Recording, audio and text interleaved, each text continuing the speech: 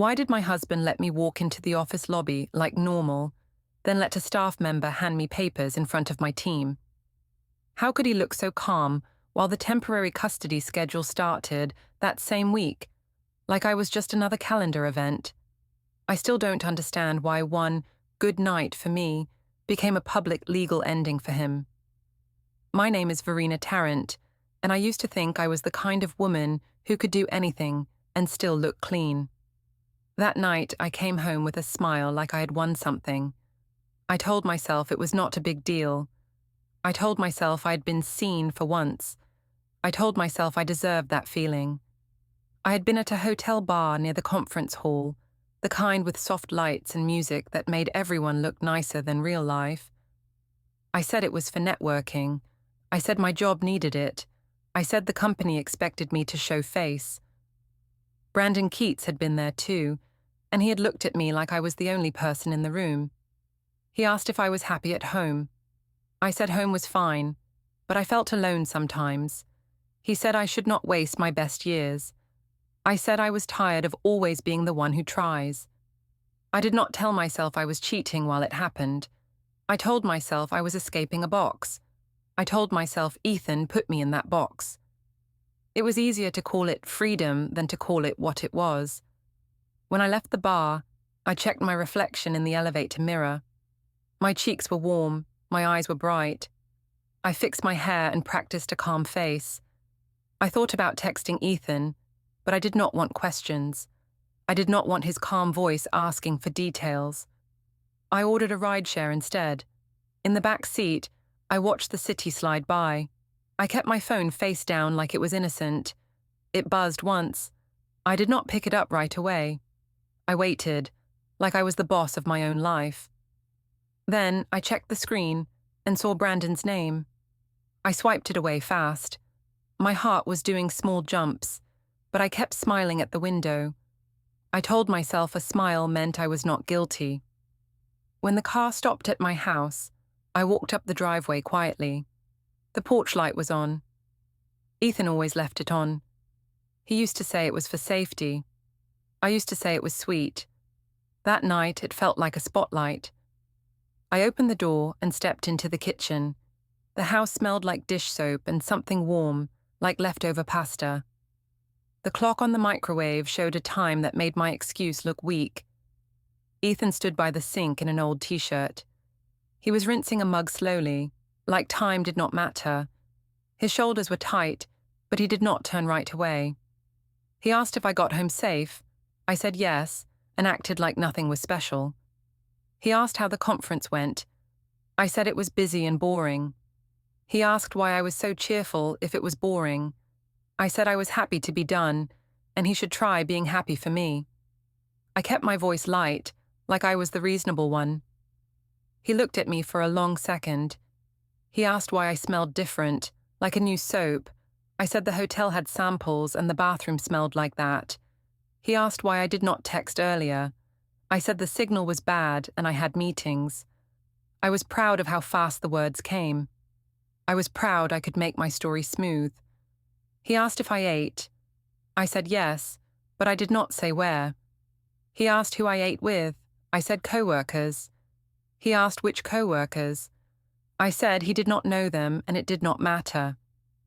Then I added, like it was a joke, that he sounded like a dad checking homework. I watched his face when I said that. I wanted him to feel small. I wanted to feel big. He did not snap back. He did not raise his voice. That annoyed me more than anger would have. He just put the mug on the rack and wiped his hands on a towel. He asked if we could talk for a minute. I said it was late and he should not start drama. I said I had work in the morning. I said he always picked the worst times. I walked to the fridge and opened it like I was searching for something important. I did not even want food. I wanted distance.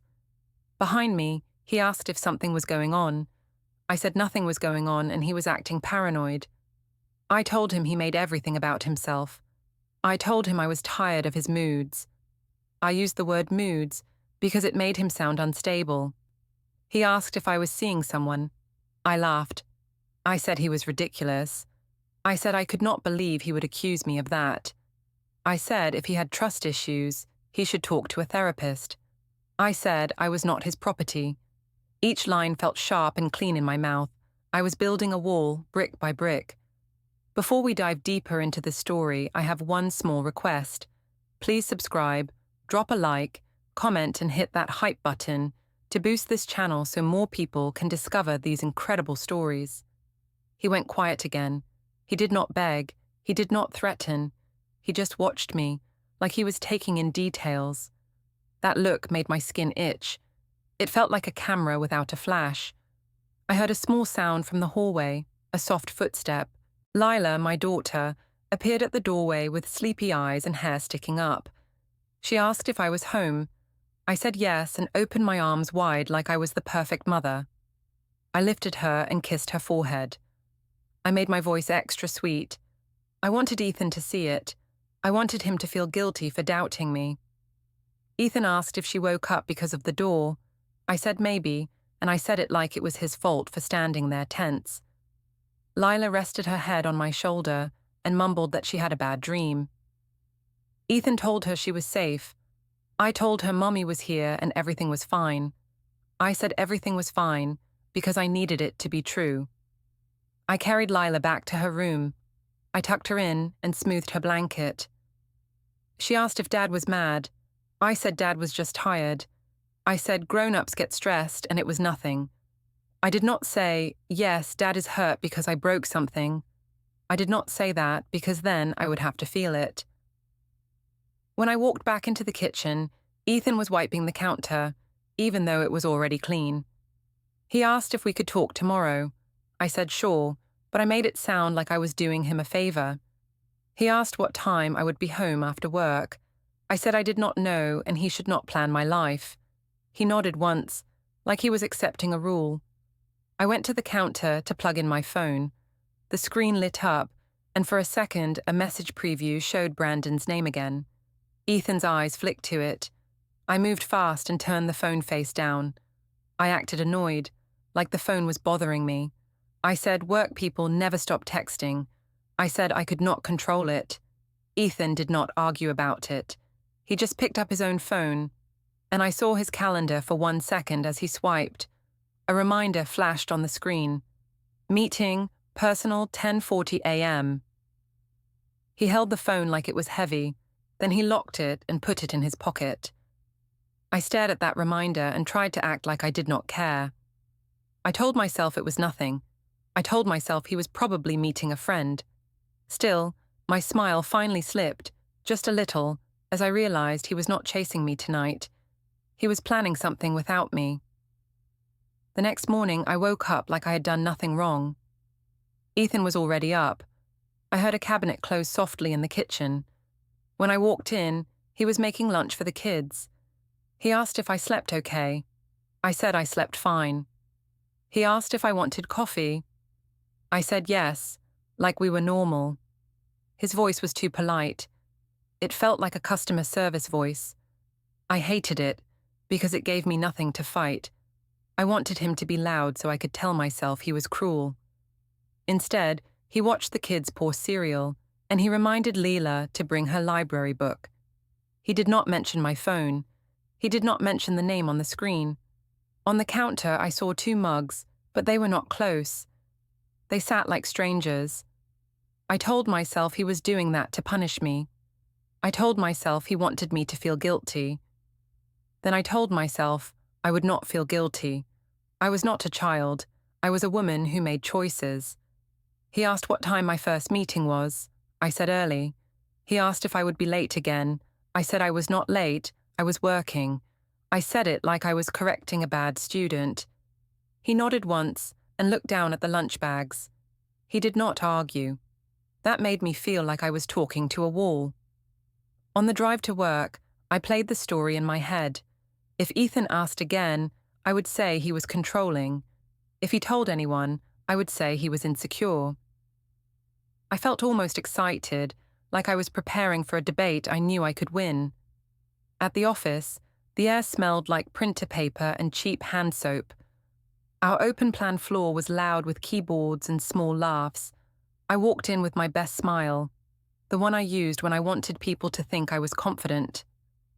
Talia Mercer was at her desk near the window, already dressed like she was going to a photo shoot. She waved me over. She asked how the conference went. I said it was fine, and I made a face like it was boring. She asked why I looked so pleased. I said I had a reminder that I still had options in life. She leaned in and asked if I meant what she thought. I did not answer directly. I just smiled and said I was tired of feeling ignored at home. That was the start. Once I said it out loud, it felt more real. It also felt safer, because it became a story with an audience. When a story has an audience, you can shape it. At the coffee machine, 2 co-workers, Nina and Mark, chatted about weekend plans. Nina asked if I was okay, because I looked wired. I said I was dealing with a lot at home. Mark asked if Ethan was giving me trouble. I said he had been weird lately. I said he checked my time and asked too many questions. I said it like I was describing a bad manager. Nina said that sounded stressful. I nodded and said I felt watched. I chose that word on purpose. Watched sounded serious. Watched made people take my side faster than my husband asked where I was. By noon, I had told the story 3 times in 3 different ways. Each time, Ethan became a little worse. Not because he did anything, but because I needed him to. I needed a villain so I could keep my smile. Brandon texted me around lunch. His message was short, like he knew I was at work. He asked if I was thinking about last night. I said I was, and it made me feel alive. He asked when we could meet again. I said I would see. I kept it casual so I would not look desperate, even in text. I went to a coffee shop near the office, not the one Ethan sometimes used. I chose a place with a lot of people, like a shield. I sat with my laptop open and pretended to work. A few minutes later, Brandon came in. He did not sit too close at first. He asked if I was okay. I said my husband was acting off. He said Ethan should appreciate me. I said Ethan did not understand me. We talked about small things like work and travel, and he made me laugh. I liked how easy it was. I liked that he did not ask about the kids. That sounds bad, but it felt like a break. I told myself that was normal. I told myself mothers were allowed to be more than mothers. When I got back to the office, my manager asked for a quick word. She said she heard I looked stressed. I said my husband had been questioning me, and it made home tense. She asked if I felt safe. I paused because that word was big. Then I said I felt emotionally drained. I said Ethan could be cold. I said he made me feel like I had to explain myself all the time. I watched her face. I could see she was taking notes in her mind. That made me feel powerful. If people believed Ethan was the problem, then I did not have to be. After work, Talia texted me about drinks on a rooftop bar downtown. She said I needed fun. I told Ethan I would be late because of team bonding. He asked who would be there. I said co-workers. He asked which ones. I said he was not my supervisor. He said he just wanted to plan bedtime. I said he could handle bedtime because he was their father. At the rooftop bar, the wind was cold, but the heaters were strong. The city lights made everything look like a movie. Talia took pictures right away. She told me to tilt my chin and relax my mouth. She said I looked like a woman who knew her worth. I liked hearing that. It felt like a clean reason for messy choices. Brandon showed up later. I had not invited him directly, but he knew where we were because he said he was in the area. Talia acted like it was fate. She asked if he was the reason I was glowing. I said it was just nice to talk to someone who listened. We danced a little, nothing wild, just enough to feel seen. Brandon stood close. Talia snapped photos. I did not stop her. I told myself I had nothing to hide. If Ethan had a problem, that was his insecurity, not my behavior.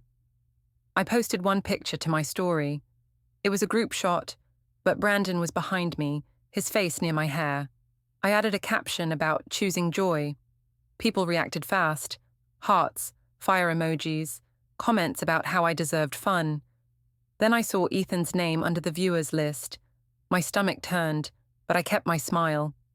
I told Talia he was probably checking because he could not stand not knowing. She said he sounded controlling. I nodded hard, like she had confirmed a fact. A few minutes later, I checked again. Ethan's name was gone. At first, I thought it was a glitch.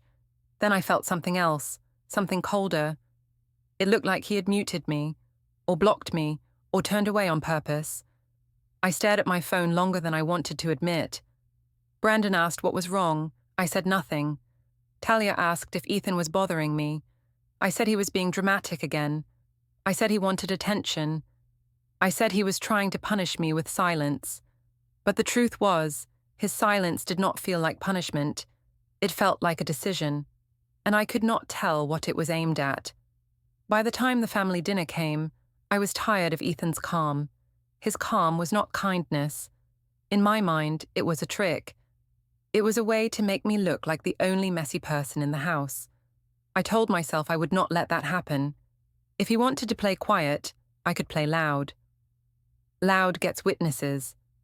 The dinner was for my father's birthday, at a family restaurant with long wooden tables and too many framed photos on the walls. The kind of place where the server calls you folks, and the bread comes fast, so people forgive everything. My mother, Marianne, loved that place because it looked like tradition. My sister Jessa loved it because it looked good in pictures. I liked it because it gave me an audience. Ethan did not want to come. He asked if we could skip it. I said no. I said family mattered. I said he always made things difficult. I said if he stayed home, people would think he was sulking. I used people like a weapon, because Ethan still cared what people thought. We arrived with the kids first. Lila ran to Jessa and showed her a drawing. Nolan tried to climb onto the bench and almost fell. I laughed too loud and acted like I was the fun parent. Ethan carried the diaper bag and the extra sweaters like he always did. He looked normal from far away. That annoyed me too. I wanted him to look guilty, not me. At the table, my mother asked how work was going. I said it was intense but exciting. She asked if Ethan was supporting me. I said Ethan supported me in his own way, but he could be stiff. I watched her face. She hated the word stiff. To her, stiff meant cold, and cold meant wrong. My father, Greg, asked Ethan about his job. Ethan answered politely. He asked Greg how his knee was. He asked about a neighbor's new dog. He did everything the right way. It was like he had read a book on how to behave. I could not stand it. When the food came, people relaxed. The kids got fries. Everyone talked at once. That was my moment. I leaned toward Jessa and Talia, who had joined us because my mother liked bringing friends into family events. I said Ethan had been weird lately. I said he questioned me about times like I was a teenager sneaking out. I said it was exhausting.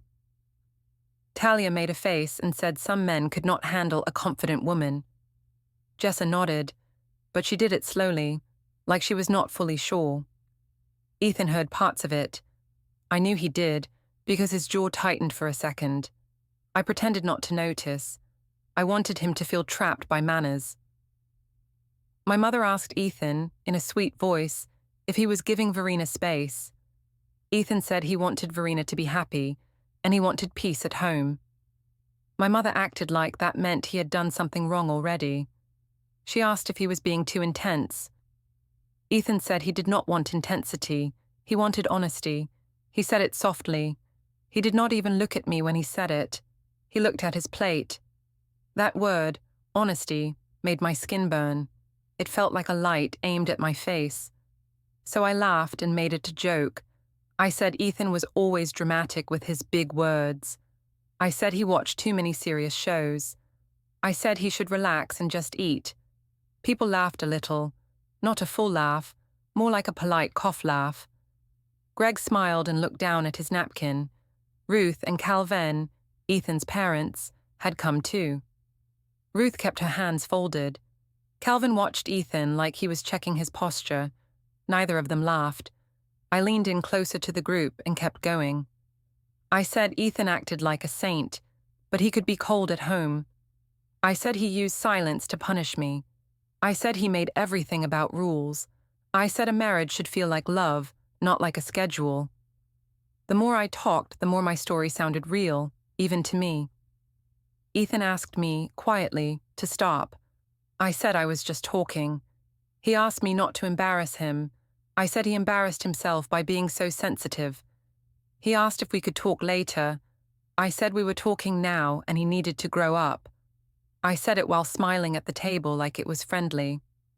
Lila stopped eating. She looked at Ethan, then at me. She asked if we were mad.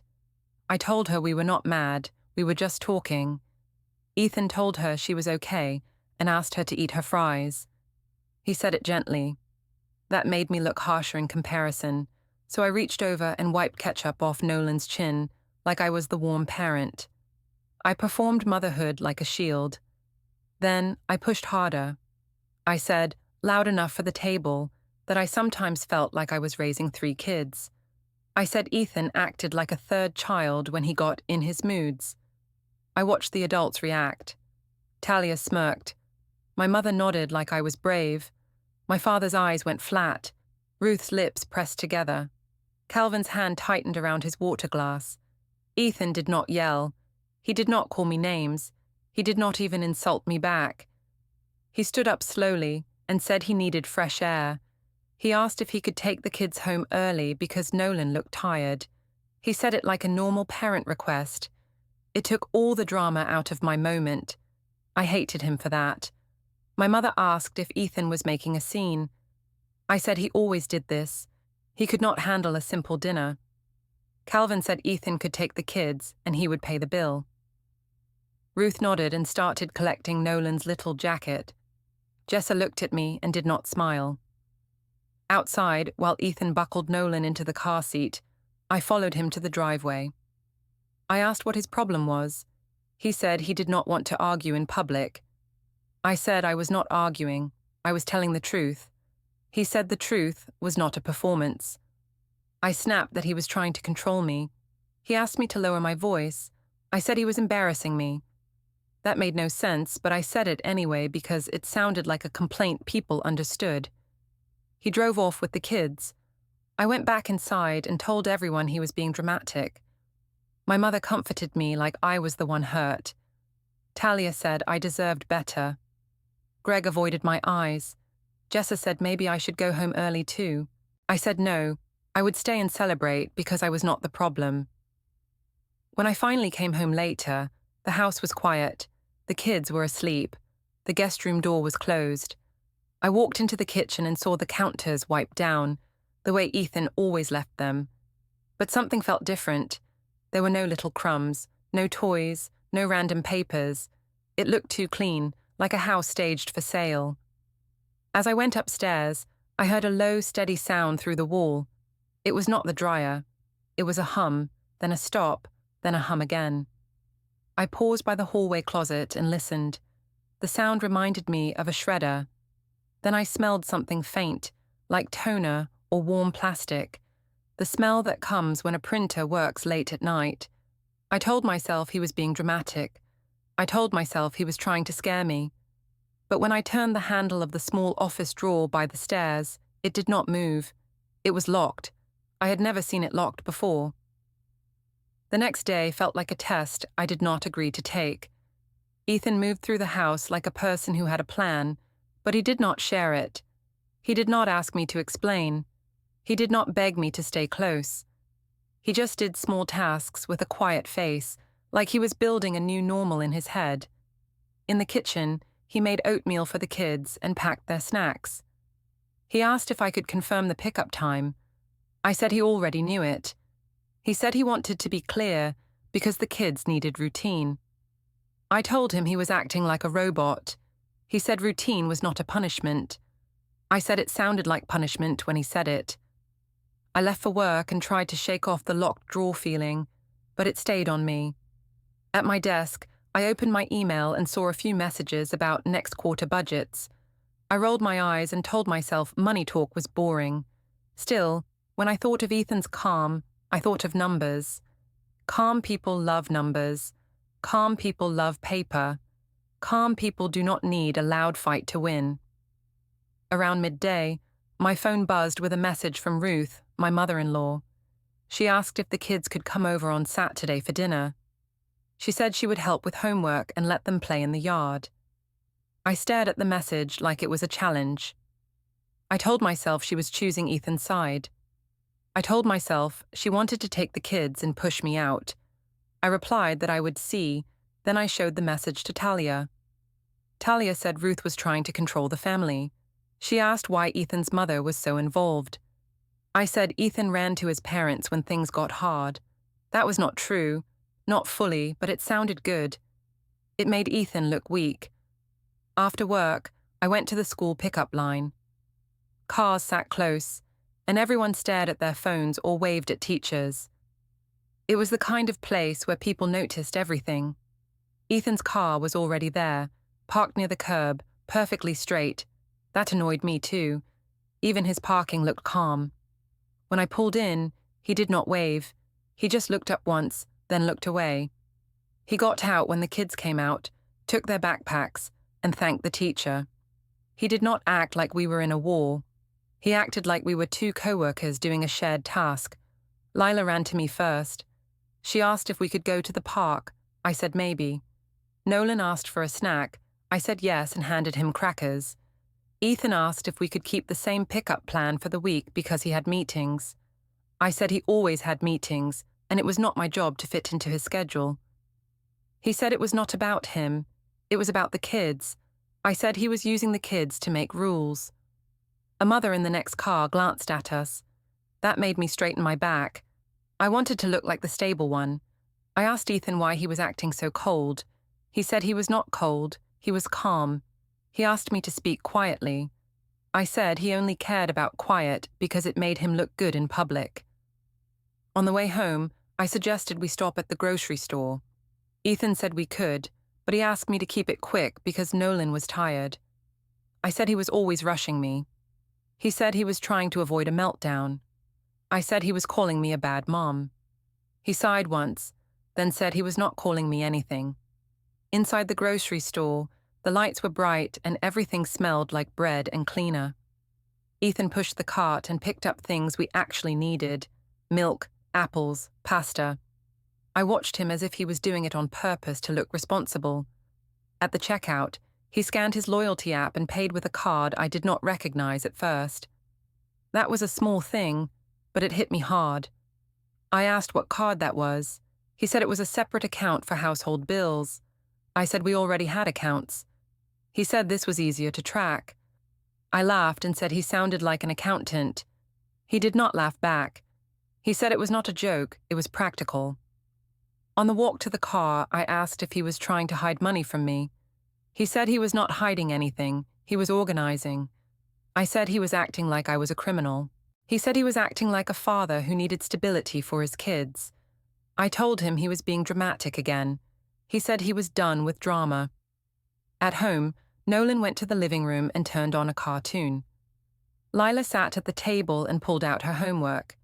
Ethan asked if I could help her with spelling while he started dinner. I said I had work emails to answer. That was not true. I just did not want to sit still with my child and feel like a stranger in my own house.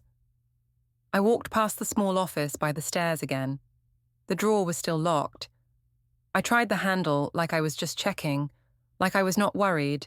It did not move. I told myself it was unfair. I told myself it was my house too. Then I told myself I did not care, because caring would make me look scared. Later, Ethan sat at the table with Lila. He asked her to read each word slowly. She read them. He praised her in a simple voice. Lila smiled like the world was safe. I hated that a little. I hated that he could still give her that feeling while I was busy defending myself. When I stepped into the kitchen for water, I saw Ethan's laptop open on the counter. He moved fast when he noticed me. He closed it, but not fast enough. I saw rows of dates and times in a spreadsheet. No title, just neat lines. I also saw a browser tab that said something about storage options, and another that looked like delivery tracking. He shut it like it was normal, then reached for a cutting board. I asked what he was doing. He said he was organizing life. I asked why he needed a spreadsheet for life. He said it helped him remember things clearly. I told him he was acting obsessed. He asked me, in a calm voice, why I was bothered by clarity. I said I was bothered because he was trying to build a case against me. He said he was trying to build peace. That answer made me angry, because it sounded like he was above me. I told him he was doing this to punish me for being human. He asked what I meant. I said I meant that he expected perfection, and I was tired of it. He said he never asked for perfection. He said he asked for respect. Lila looked up from her homework and asked what respect meant. Ethan told her it meant being kind and honest. I jumped in and said respect also meant not controlling people. Ethan looked at me and did not argue in front of her. He just told Lila to finish her spelling list. That night, after the kids went to bed, Ethan sat on the couch with his phone. I sat across from him, waiting for him to speak. He did not. I asked if he was going to keep acting like a stranger. He said he was going to keep acting like an adult. I said he was cold. He said he was careful. Then his phone made a soft sound, like a small notification. He glanced down. I leaned forward and caught one tiny detail before he tilted the screen away. A thread named Follow Up. He did not explain it. He did not need to. His calm had weight now, and for the first time, my smile did not feel like power. It felt like a mask that might crack. I started looking for a moment to flip the balance back. Ethan's calm was getting under my skin, and I told myself it was unfair. I told myself he was acting like a judge in our home. I also told myself I could fix it with one strong push, like you push a stuck door and it finally opens. That Saturday afternoon, I took the kids to the community playground. It was busy, with parents on benches and kids running in circles. I liked crowded places because they made me feel protected. If Ethan said something sharp, people would hear it. If he looked upset, people would notice, and I could use it later. I invited him to come because I wanted the scene. He arrived a few minutes after us. He stood near the gate and watched Nolan climb the steps. He asked if Nolan needed water. I said I already packed water. He asked if Lila wanted her jacket. I said she was fine. His voice was still polite, still even. It made me feel like my anger had nowhere to land. Talia texted me while I sat on the bench. She asked if Ethan was still doing his silent punishment. I said yes and added that he was trying to make me feel like a bad person. I could see Ethan glance toward me when my phone buzzed. I angled the screen away like it was nothing. I wanted him to imagine it was work. I wanted him to feel unsure. When Nolan slipped and bumped his knee, Ethan moved fast and crouched beside him. He asked Nolan if he was okay. Nolan nodded and sniffed. Ethan wiped the dirt off gently. Other parents watched and smiled at Ethan like he was a good dad. That made my chest tighten. I wanted those smiles aimed at me. I walked over and said Nolan was fine and Ethan did not need to rush. Ethan looked up and asked why I was upset. I said I was not upset. I was just tired of him acting like the hero. He said he was not acting like anything. He was helping his child. I said he always chose moments that made him look good. He asked what that meant. I said it meant he cared more about the story than the marriage. A woman nearby glanced at us, then looked away fast. I felt heat rise in my face. I told myself Ethan caused that, not me. When Nolan ran back to the slide, Ethan stood and asked if we could talk later at home, without an audience. I said he was the one who needed an audience, not me. He said he did not want an audience. He wanted peace. I said peace was just another word for control. He did not answer. He only watched Lila swing and counted her pushes softly. Like numbers kept him calm. On the walk back to the car, I kept pressing because silence felt like losing. I asked if he was going to keep sleeping in the guest room. He said he would sleep where he could rest. I asked if he even wanted to be married. He said he wanted respect. I said respect was not automatic, it was earned. I said I had earned plenty and he still treated me like a suspect. He asked what I had earned. I said I earned a life where I did not have to explain every breath. He asked if I was seeing Brandon. He said the name clearly, not as a guess. My stomach dropped for half a second, and then I got angry because fear felt like weakness. I asked why he was saying names. He said he had heard it. I said he was lying and spying. He said he was not lying. He asked me again if I was seeing Brandon. I said no, and then I said his mind was twisted from jealousy. I told him he was imagining things because he was insecure. He did not shout. He did not call me names. He only looked at me like he was putting something into a file in his head. That look made me want to slap words onto the moment and cover it. I said he was cold and unfair. I said he pushed me away for years. I said he did not touch me enough, did not compliment me enough, did not choose me enough. I said any woman would feel lonely. I said he should not act surprised if I found warmth somewhere else. He asked, very quietly, if I was admitting it. I said I was not admitting anything. I said I was explaining his part. I said if he wanted to act like a victim, he could, but he should know he helped create it. I hated myself a little for how fast I turned it around, but I also felt proud, like I had won a point. At home, the kids went inside first. Lila asked if we were going to have dinner together. I said of course, and I made my voice bright. Ethan said yes, and his voice was calm. Lila relaxed, like she had been holding her breath. That bothered me too, because it meant she trusted Ethan's tone more than mine. In the kitchen, I saw a sticky note on the counter that said, "Bring forms." It was small and plain. I picked it up and asked what it was for. Ethan took it from my hand and put it in his pocket. He said it was for something personal. I asked what personal meant now. He said it meant personal. I opened a drawer to get a spoon and noticed a new key on his keyring hanging by the door. I asked what the key was for. He said it was for a locked drawer. I asked why he needed to lock anything from me. He said he was protecting private information. I laughed and told him I was his wife, not a stranger.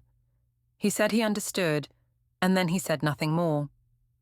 While he cooked, his phone alarm went off on the counter. It was a sharp, simple sound. I looked without thinking and saw the label, paper drop 8:05 a.m. He turned it off quickly. I asked what that meant. He said it meant he had errands. I asked what kind of errands needed paper drops. He said the kind that should not be forgotten. I tried to pull the conversation back to feelings, because feelings were the area where I could twist things. I asked if he still loved me. He said love did not work well without honesty. I asked if he was punishing me. He said he was setting boundaries. I asked if he wanted to embarrass me. He said he did not want to embarrass anyone. That answer made me snap. I said he was pretending to be noble so everyone would side with him. I said he was building a case, not a marriage.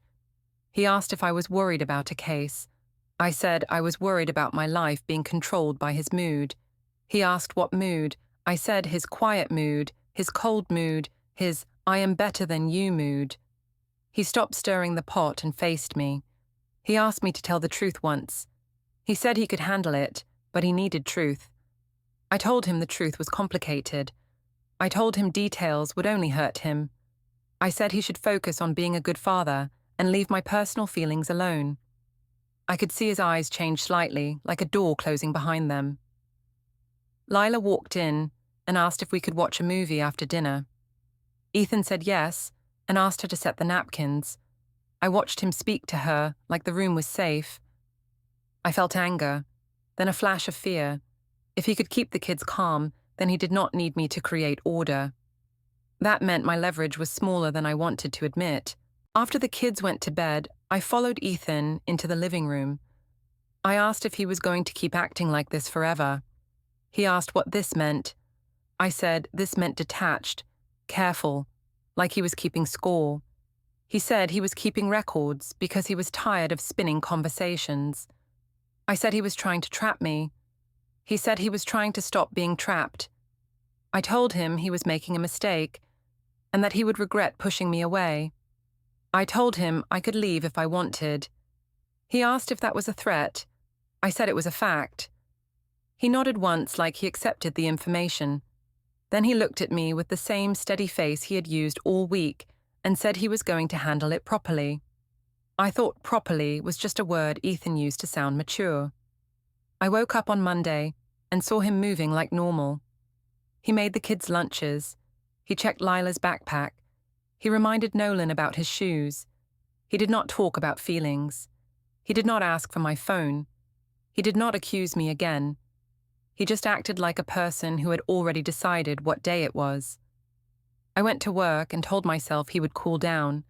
I told myself he would miss me. I told myself calm people always come back because they hate being alone. I even practiced a speech in my head about how we both made mistakes and how he should not act like a saint. Around noon, my manager messaged me and asked if I could step into the office tower lobby for a quick check-in. I assumed it was about a client.